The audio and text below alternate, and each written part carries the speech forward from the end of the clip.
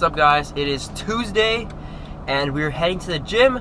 We're not going to the garage gym today because I just felt like leaving the house for a little bit.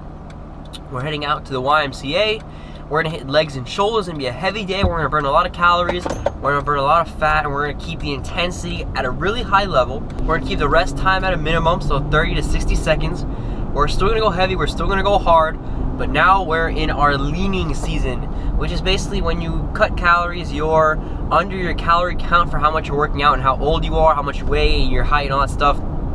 So you're not really under eating, you're just eating less than you normally would. You're also eating more wisely, and you're counting your macros a little more closely. You're also working out in a specific way in order to burn more fat than you normally would.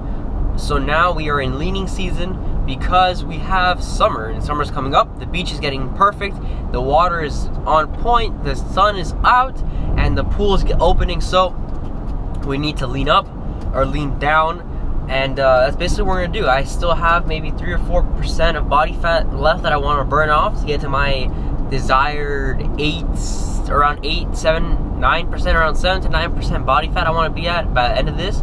So we're gonna be leaning for around 1 to 2 months, and yeah, it should be fun. I'll take you guys to my journey, and I'll teach you guys a couple things about working out and mistakes not to make that I've made in the past and that I've learned from, and now I'm working to correct. So, like I said, we're hitting legs and shoulders today, so get ready for a great intense workout. Here we go, guys, the start of our shoulder and leg workout, or leg and shoulders, as we're starting with legs. Here we're starting off, obviously I stretched out first. Most important thing, remember, like I always say, stretching is key. I did foam rolling for a good 2 to 3 minutes. I did stretching for another good 3 minutes, so it was probably like maybe a total of 10 minutes of stretching. I did stretching for upper body, lower body, everything. I had my pre-workout, I have water. I had a protein bar beforehand, around like maybe 30-45 minutes before my actual workout. And now here we're warming up. I did 2 warm-up sets, one with just the bar, and I did around 20 repetitions of that. I broke parallel on every single one, and now I'm hitting 35 pounds on each side for, I think it was roughly like 10 to 12 repetitions, just to really get my knees ready, get my back ready, get all the blood pumping to my muscles, and get myself mentally in the game for a really strong leg workout and shoulder workout. I like to combine both these muscle groups because it's hard to do.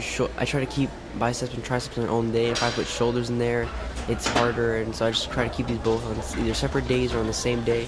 So now I'm doing legs and shoulders. There I did 45 pounds. Now we're starting the 5x5.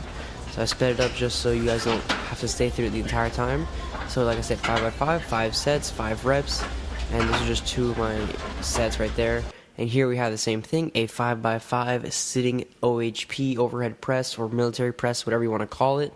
And basically, I normally do this standing, but I decided to eliminate my entire lower body, entire midsection really. I'm just really trying to focus on my shoulders. So instead of doing standing, where you might have some swaying or some jumping or some tiptoeing to really get the bar all the way up, I'm doing seated overhead presses. Here we have, that was a warm-up set, and here we have one of the working sets, again a 5x5, so we're going to go pretty heavy. Normally I can OHP around 155, but there I just did a little lighter just to make sure I'm doing proper form and I'm not moving too much. Now here we're moving on to the squat press, or the leg press. I absolutely love this exercise. I can go around 8 plates, my max.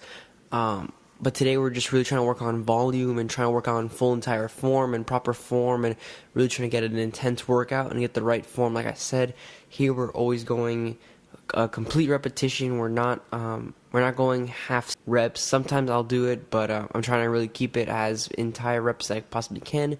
Here are there 545 plates and a 25 plate at the end, or 35 plate at the end. I really can't remember. And it was 5 sets for 6 to 8 reps. And so I really tried to kill it. This man and I, we did the little combo. Really cool guy. He asked me about why I was filming, and I explained to him, he's like, oh, it's so cool, man. It was really nice meeting him. He gave me a wristband. It was really cool. If you guys ever seen me out, just ask me for a wristband, and we'll talk, and we'll have a cool conversation. And here we did a burnout, basically 3 plates, and I did, I think, roughly 20 repetitions.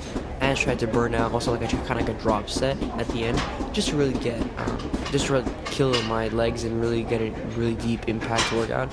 And here we're doing a thing called Arnold presses, where you do a normal shoulder press with the dumbbells and you go in and you do like that. Here we did, again, I think 4 to 5 sets, 6 to 8 reps.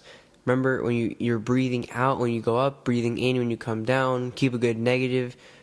So it was really good exercise. I really love doing these. They're a lot more challenging than the normal dumbbell press, just because you have to do a dumbbell press and then you have to bring them in.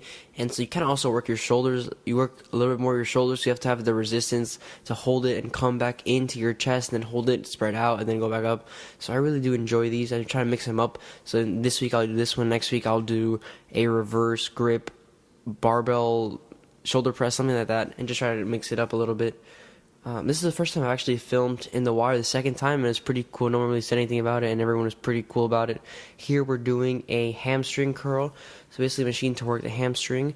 And so I really do enjoy this. It's kind of hard to do it in your own home gym since I don't have a hamstring machine. I could do I'll show you guys actually a way to do it in your own house, as long as you have someone there with you, or you have something to put on your ankles.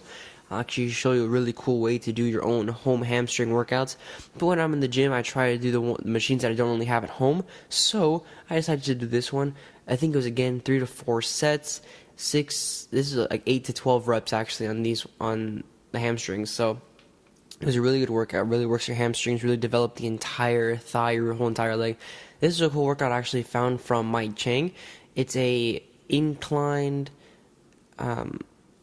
fly, I guess you would want to call it, and it basically makes it a little harder for you to do the fly. It makes it more intense, and you just put your knee there for balance. Or you can also, in the next clip, you'll actually see that I set both of my feet on the floor. It just depends on what you really enjoy and what you feel comfortable with. So there you see my leg go down, and it's basically you're trying to lift with your elbows. Your hand is just there as a grip, as a hook to hook onto the weight. You really want to lift from your elbows, not from your wrist. So it was a really good exercise. Here from another angle. There you go. You can also, just depending on what you like, you can go even more, you can go a little bit more declined, just so you're laying down a little bit more, just depending. And here I switched it up, so I did 2 sets of the inclined bench fly thing, and here I did just a normal raise with the dumbbells. I did roughly 6 to 8 reps for 2 sets. And here we go. I did a little superset. I grabbed I think it's 45 or a 35, I can't remember. And I basically did another raise, but instead of doing a side raise, I did a forward raise. And you see me swinging just a little bit to get it up. And to make up for that, I really try to get a slow negative. You can't really tell because I'm fast forwarding almost like 200%, so it looks kind of fast. But in reality, I'm really getting a really slow, deep negative, and that's one of the main points to really touch upon on your shoulder workout, is a really good negative. That's probably one of the most important things during your shoulder, is to make sure you have a really good negative range of motion. So that was my workout. It was pretty intense. It took me about an hour.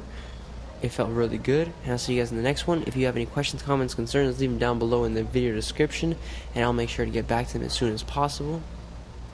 Like the video if you like it, subscribe for more information, and visit thetnetwork.org for more content and more videos. Thank you guys, and have a great day. I'll see you in the next one.